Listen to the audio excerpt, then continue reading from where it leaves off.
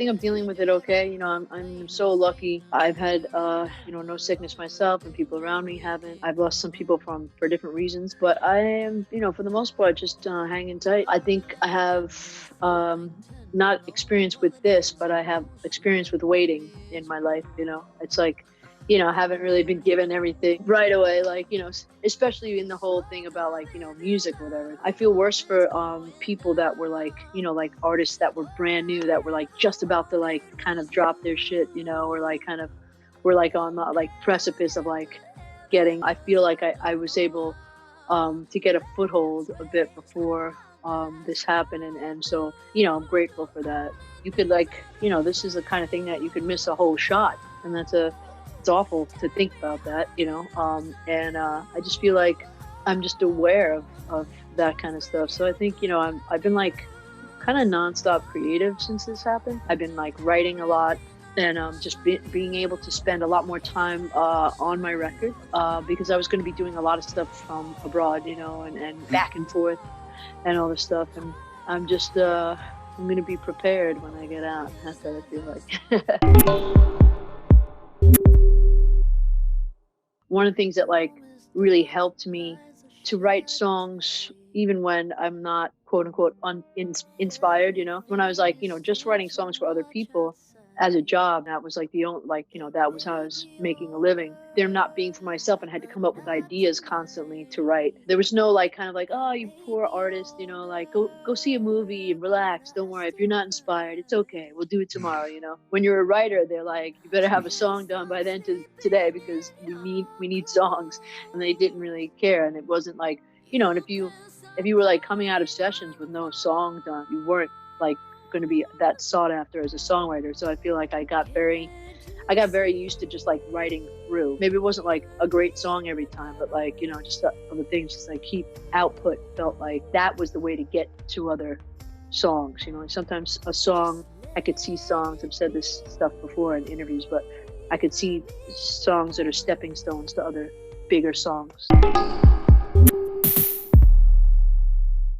I was just on the road a lot, so I would kind of like have my producer come out or whatever, or like, you know, my producer, another, you know, co-writer or something like that, come out and meet me on the road. We did some of this record in Greece as well. I had a week in between shows, and it wasn't really like gonna be hours effective if I went all the way home and all the way back.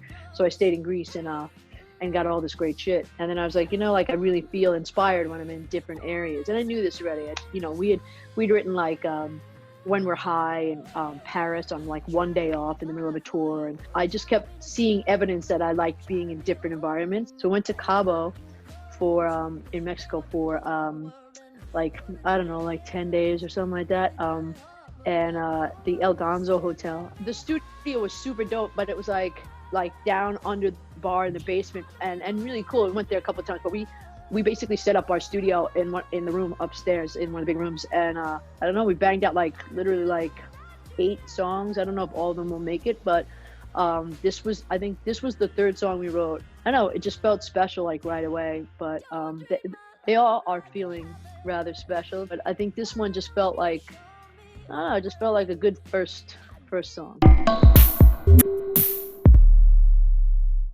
Darren's the creative director right now. Again, he did Heart to Mouth with me, and I feel really comfortable with him. He did like, you know, the Girls Go Wild video and stuff, and I just felt really like I wanted to kind of, I feel like when I have success with somebody, or like I feel like I did, or I felt good about it, I like to try it again, see where we're going, you know. And he just got like, he was great to get this video done at this time, especially, not only from his talent, but like the fact that it was one of the, I wouldn't say the first, because I don't know who else did it, but it was like, you know, it was a few weeks ago and nobody was making videos really, and it wasn't a great time to, you know, be hiring people and to have to deal with like the distancing and everything. So we did it all in one afternoon, and I'm in this beautiful landscape, and then there's like, you know, 20 people around me with masks, you know. It's like, it was very surreal, you know. It wasn't like, you know, because I mean, even without masks, it's weird to be like, you know, kind of acting and you're alone on the prairie, you know. Here I am, but it's just an interesting time. You know, you had to be done very, very by buy the book and everything. But I think Darren really filmed the hell out of it, and it looks beautiful. I think I might not have even done this with my life if I really saw all the competition, you know what I mean? Thank God we have the technology to see this and do this. This whole thing, can you imagine like the 70s, like people not being able to tour or anything, and people like, I mean, wow. This is before videos and everything, you know, people would be like, are they alive? I hope they're alive. They'd be like scanning Rolling Stone to see if, you know, fucking Robert Plant was still alive, you know? I was like, fuck. It's pretty crazy that I can go on Instagram Live and like literally pick fans to talk to and be like, yo, what's that? It's crazy. I'm in your living room. I'm talking to you directly in your living room. Like if I could have talked to Jeff Buckley, like face to face on Instagram, you know, whatever that was back in the day, I would have been like, holy shit, look at these Zoom calls. I mean, like Zoom is like the way of life. I mean, even, you know, even the business that is going on. I know a lot of business has been halted, but man.